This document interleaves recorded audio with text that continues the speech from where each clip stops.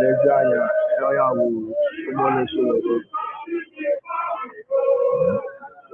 onye otu onye isi otu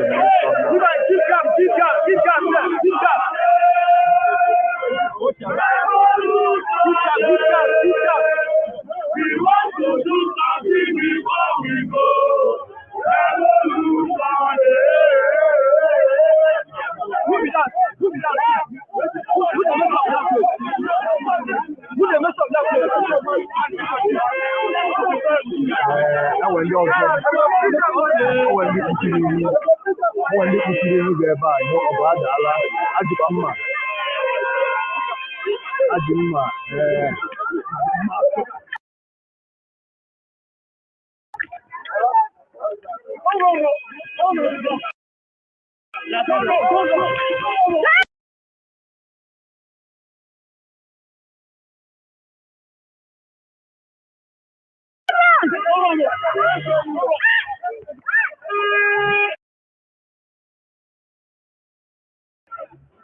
Mereka cuota.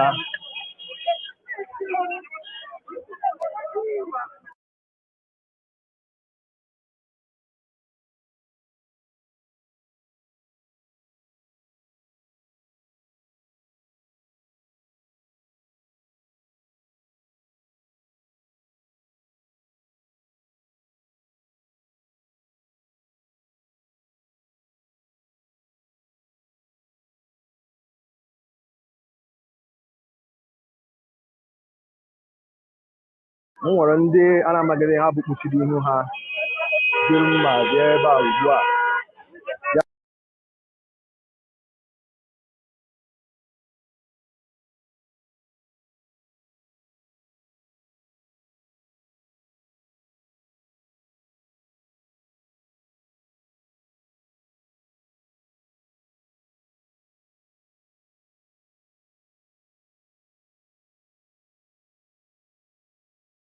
achụtasịa ụmụnne Sowore dịka ọ na-agụ egwu ya.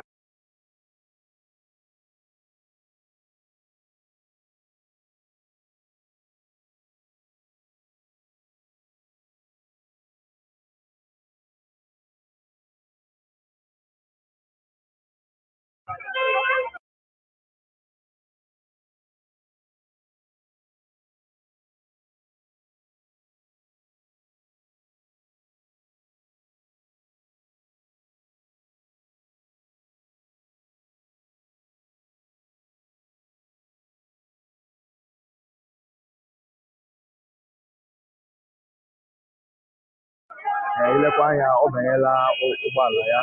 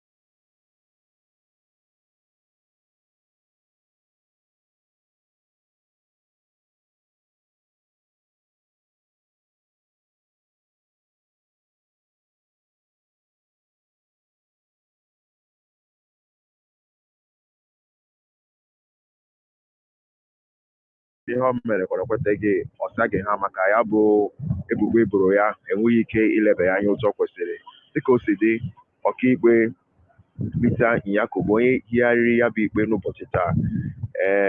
Ka m kwuru na mbụ ebe nọ bbcigbo.com. Ị chọrọ ịma ihe na-akpọtụ maka ya bụ ikpe dịka o si aga gaa na webụsaịtị anyị bbcigbo.com www.bbcigbo.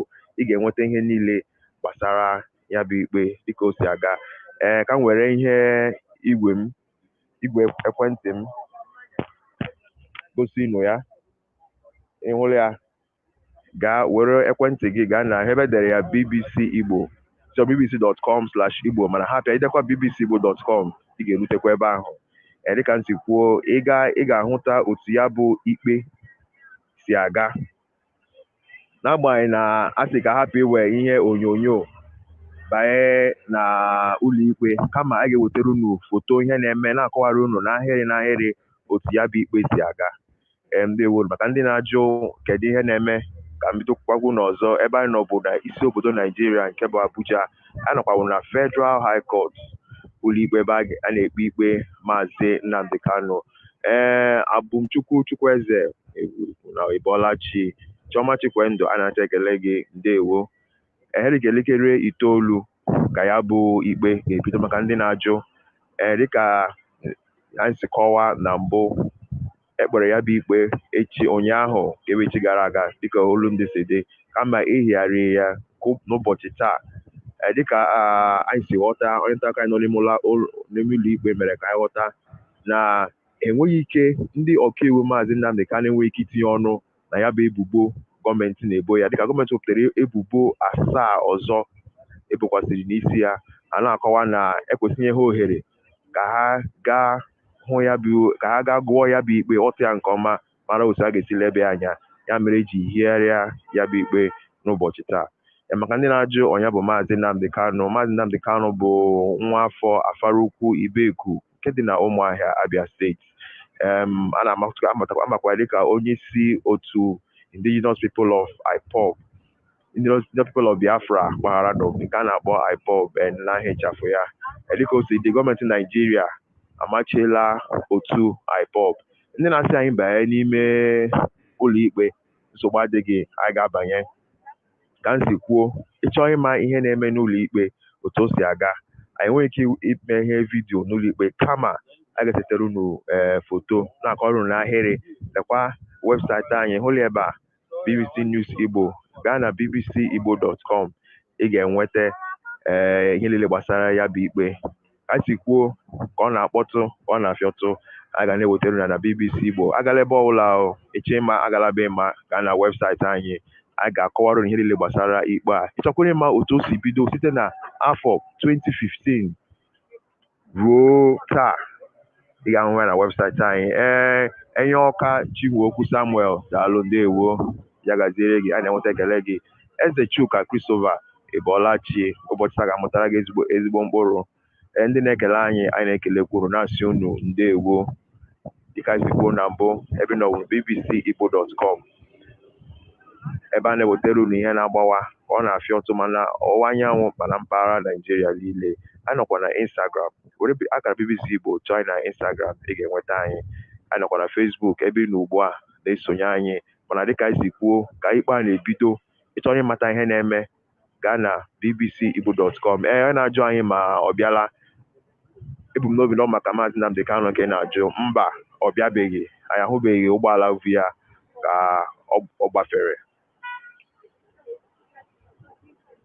Ka nna gụpụta ozi, ana m ahụ ozi gị, Eloka Lizzie Cross, ya gaziere gị nwanne. Adaba Henry, mba, ọ bịabeghị. Anyị ahụbeghị ụgbọala vu ya ka ọ gbafere. Ọ gbafee, aga m eke unu mara. Slim Boss, anyị na-ekenekwa gị. Sparko, ya gaziere gị nwanne.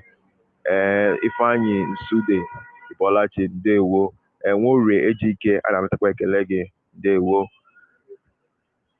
Chimaobi Ibolachi, ndewo nwanne. Ụtụtụ ọma ndị Igbo. Otu si ahụ ozi ekele n'ụtụtụ a na-eme obi ejupụta m n'ọṅụ, na-agbakwa anyị ume. Ya bụ ihe ọbụla na-eme ebe a taa, a ga-ewetara unu ya. ka si kwuo na mbụ na bbcigbo.com ka ọ na-akpọtụ. Ndewo Chinenye, anyị na-anata ozi gị. Unokechi bụ eze Chris ya gaziere gị nwanne Ibolachi. Nwanne Ngozi Asa Black asa dị ụjọ kwa ya. Ndewo. Capital Cristo, anyị na-ekenekwa gị. Ndewo nụ.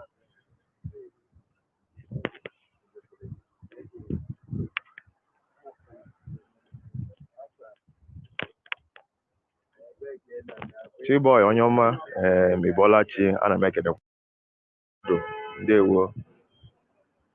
Onye Indonesia Arinze, anyị na-ekelekwa gị. Ndewo na Bolachi.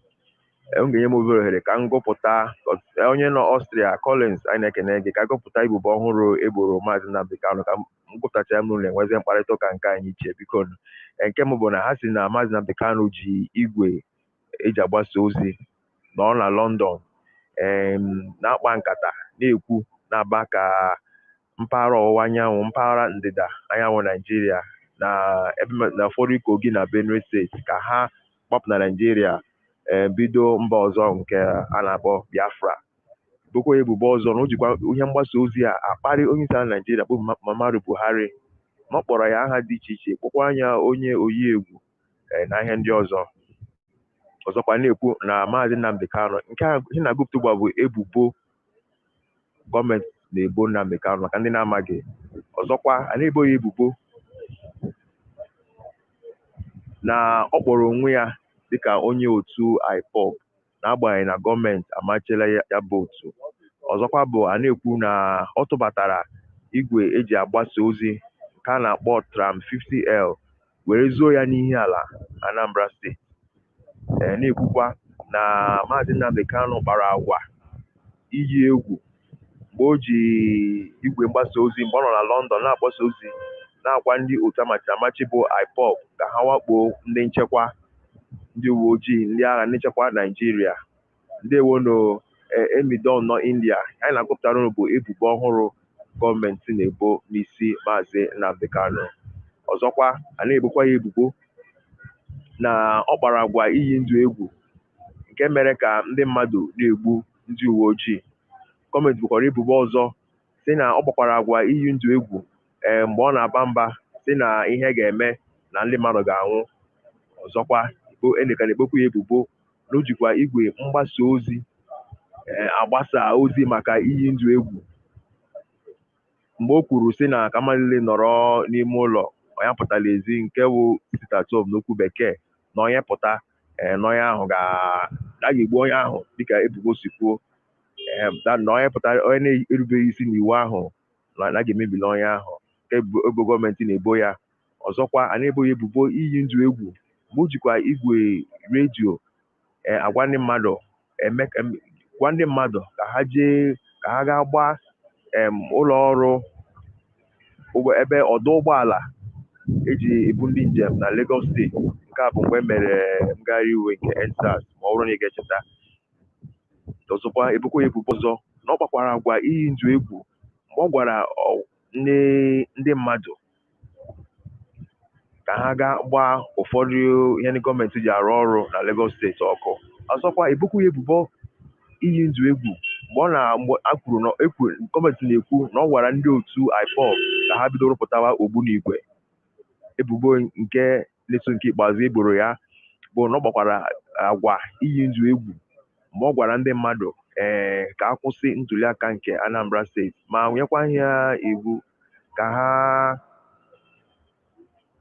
ma ikwukwa ka awakpo ụlọ ọrụ na-ahazi ntuliaka n'ebe gọọmenti si akpata ego dị iche iche. Nke ikpeazụ eboziri ya bụ na a gwara ya na a na-ekwu na a na-ebu ebubo na ọ kpara agwa iyi ndụ egwu mgbe o nyere iwu si na onye ọbụla na-erubeghị iwu onye pụtara ezi nke sitatom onye ahụ were aka ya dee usoro ọnwụ ya. Dịka o si dị ihe abụ ebubo achịkọtara tụkwasị n'isi Maazị Nnamdi Kanu nke ndị ọkaiwu ya na ndị ọkaiwu Naijiria ga-etinye anya tinyekwa ụkwụ tinye aka ịma otu ọ ga-esi ka ndewonu maka ndị na-ekele anyị. Peter Ọzọ, anyị na-enweta ekele gị. pretty unique nne hapụ okwu ka ihe m ga-emezi ọkwa n'ọrụ anyị ndewo Kenny Jakes Ebolachi dịka ị na-ele anya ị ga-ahụla ụgbọala na ha agafela n'oge na-adịghị anya ndị mmadụ ga-ejupụta ebe a elekwala m anya ụfọdụ ndị bụkwa ndị nkwado Maazị Nnamdi Kanu na-ahụ ha ka na-apụta n'otu kama mgbe ha gbakọrọ bịa nso a na ha ga-enwe mkparịta ụka ndewo o nwere otu onye ọkaiwu chọrọ itinyetu ọnụ na ya bụ okwu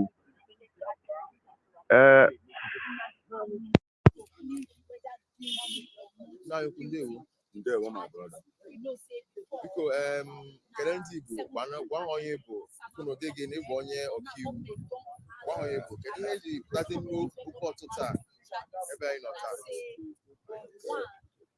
ndị Igbo na-ege m ntị afọ m ọwụ Maazị Chukwuma Marcel Debran ihe eji mara m ọwụ Agam Shemba sọmụnwawo the chairman otu ọkaiwu committee on all legal issues, public interest, and the federal character.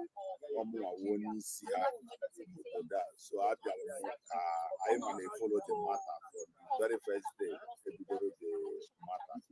So I have no interest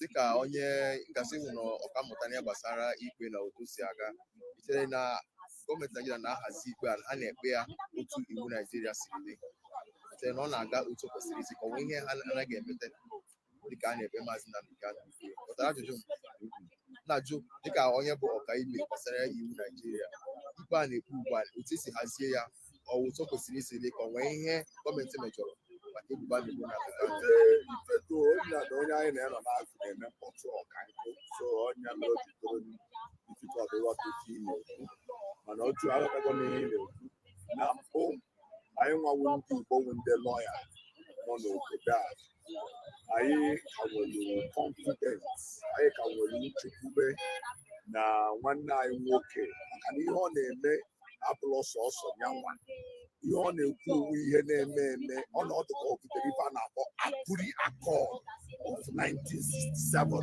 ọ ihe ọnọdụ ka ihe o kwupụtara and until Nigerians sit here down discuss ihe ahụ nwa amadi ahụ kwupụtara it's better for us ife anyị na-ekwudebe anyị nwawo ndị Igbo ọ dị very simple today wụ ka anyị agụ the amended charges today mụnwa ya anọ na court because ọmụ chairman otu ọkaiwu on litigation and public interest ọmụnwa onye afọ barrister Kams mma anọ na court na God may have it one of our best constitutional and human rights lawyer high chief onye ọwụ na nwe achọ ka nna asụ Igbo maka Igbo wee Greek language you must learn because ebe ọ na-ejere ihe afụ nwa afọ Igbo anọ nwa afọ Igbo wee through Nigeria ebe nsọ abụrụ na Bauchi bata na misọ grafụ ndị Igbo chọpụrụ ihe dị na misọ ndị Igbo so anyị nwere na-enwe na Michael Osanko bụ SN onye nwa lebela yesterday ọ ya abịakwa today if you think ancha isi a na-ekwu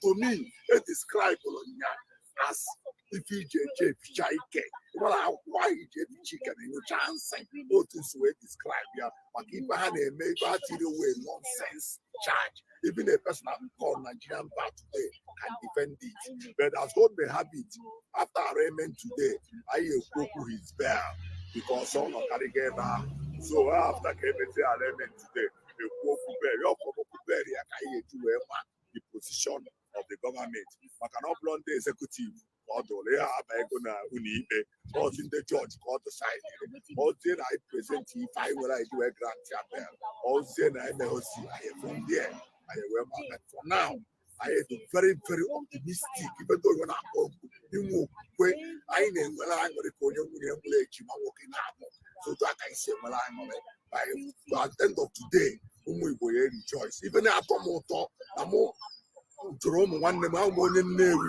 onye Anambra steeti asị na be anyị niile dị lockdown ọ na-enye m obi aṅụrị because o gosiri ife a na-ekwu na ndị mmadụ aghọtabaghị ife a na-ekwu ndị mmadụ agụtabago ife ọ na ndị mmadụ bido gụtaba ife a na-ekwu ha marụ na ihe a na-ekwu bụ ihe a na-ekwu. Singapore, Malaysia, ihe na-eme na Singapore, Malaysia anọ na dry difficult, mana ndị Malaysia mere nke ha na ndị mụ ife ha they spell the Singapore people si ha na ba ihe ti nwatakịrị ife si anyị ebe na-agba ihe a na-eme ndị Igbo a na-eme ndị Igbo ife n'obodo aka sị na anyị ụtara class citizen kiri ihe a na-ekwu ihe anyị na-ekwu ka e nwee ihe a na-akpọ equity and justice na beghị nwa beghị ịmụ ụmụ nwoke ịtọ nwee nke ịfụrụ n'anya ịfụrụ ndị ọzọ n'anya ịfụrụ anyị ndị ahụ ịkpọ n'anya ya eripot against you.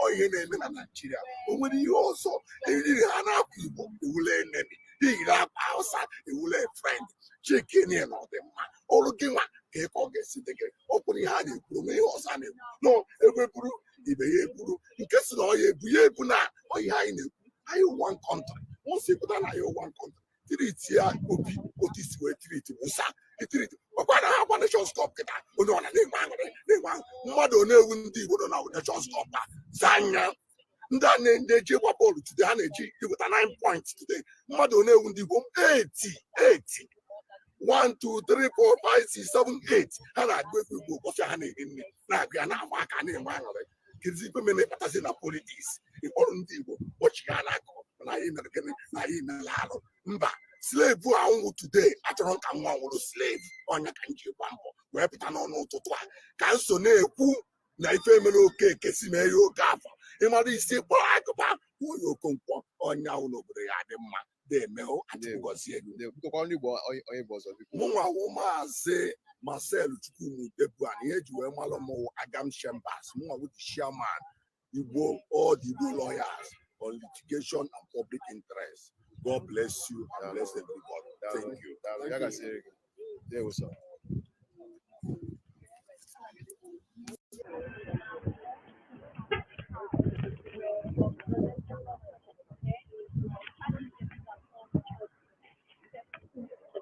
Igbo bụ Igbo na-ahụla anya anọ nwanne ewi onye nke nwe Agam Chambers dịkosikọwa onwe ya o kwukwara na ọ ga-anọ na ya bụ ụlọ ikpe na-ekwu na ha nwere okwukwe na ọ ga-agaziri ha dịka ha na-ekwu na ebubo gọọmenti na-ebo na ọgwụgodiri onye ka gụchara mahadum ọkaiwu pụta na nke ha ga-awụrụ ya ahụ nsogbu. Ndewonu.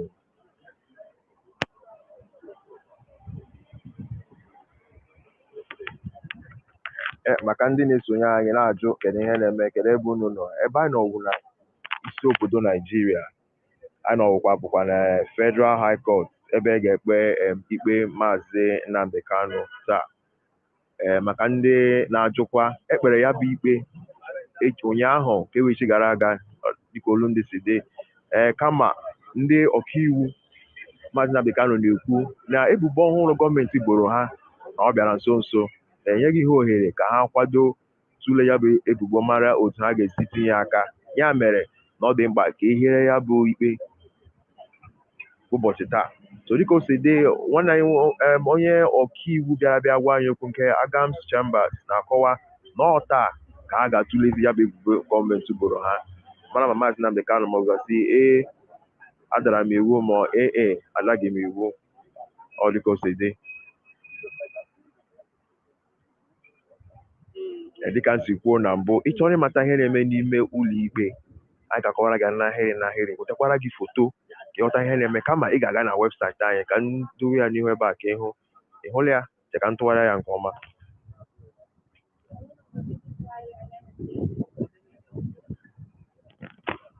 Ịhụ ya otu a ị hụrụ ka ọ dị etu ikpe Nnamdi Kanu si aga taa na Abuja gaa na webụsaịtị anyị BBC News Igbo ịhụla ya ị ga-enweta ihe niile na-eme n'ime ụlọ ikpe ị ga-ahụta foto ị ga-ahụta ka ndị mmadụ na-abata ka ha na-apụ dịka anyị si mee echi gara aga anyị ga-emekwa ya taa wetara ihe niile kpọmkwem nke anya hụrụ n'ime ụlọ ikpe anya gị ga-ahụ ya nke ntị nụrụ n'ime ụlọ ikpe ntị gị ga-anụ ya. Ọ bụ ta si kwado ịrụ ọrụ nke taa. Ndewonu. And those mark Afujo na-agba egwu gị Maxwell Zuchukwu anyị nọ na Abuja anyị nọ na ngalaba ụlọ ebe ị ga-ahụkwa ụlọ ngalaba na-ahụ maka ikpe ziri ezi nke bụ Ministry of Justice na Nigeria.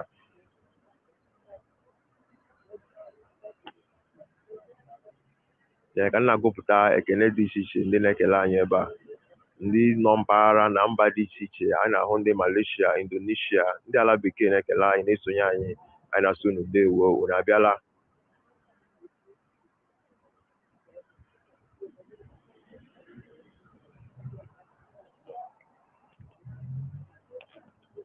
Dịka o si dị, anyị ga-achabiri ya bụ mgbasa ozi ebe a n'ụtụtụ a, mana nọrọkwa nso, ma n'oge na-adịghị anya anyị ga-ebigosikwa gị ka ihe na-aga ebe a, ka ihe si akpọtụ. Dịka si kwuo na mbụ, ebe anyị nọ wụ Federal High Court nke dị na Abuja. Ebe anyị bịara bụ maka ikpe Maazị Nnamdi Kanu. Maazị Kanu bụkwa na Nnamdi Kanu bụ onye Afara Ukwu nke dị n'Ibeku, Ụmụahịa Local Government Area nke Abia Steeti. A na-ebu ya ebubo dị iche iche nke gụnyere iyi ndụ egwu, ịkparị onye isi ala na ihe ndị ọzọ agụpụtara. Kama ọ bụ taa ka a ga-etule ebubo a niile, ya wee kwuzie n'ikpe mara ya maọbụ n'ikpe amaghị ya. Ka m si kwuo, soro anyị na bbcigbo.com, gaa na webụsaịtị anyị, ị ga-ahụ ihe niile maka ikpe a, ihe niile kpọmkwem. Ka m si kwuo, ihe ọbụla anya hụrụ na ụlọ ikpe anya gị ga-ahụ ya, ihe ọbụla ntị nọrọ ebe ahụ ntị gị ga-anụkwu ya. Ka ọ na-eme, a ga na-ewetara gị ya. bbcigbo.com. Ọjọba ndewo. Lucky John Nkume, ọkwa dịka ozi ahụ na-ezite na-agbakwana anyị ume. Anyị ji hapụta ebe a n'isi ụtụtụ, anyị wụ ndị mbụ n'ebe a ị na-ewetara unu ihe na-eme.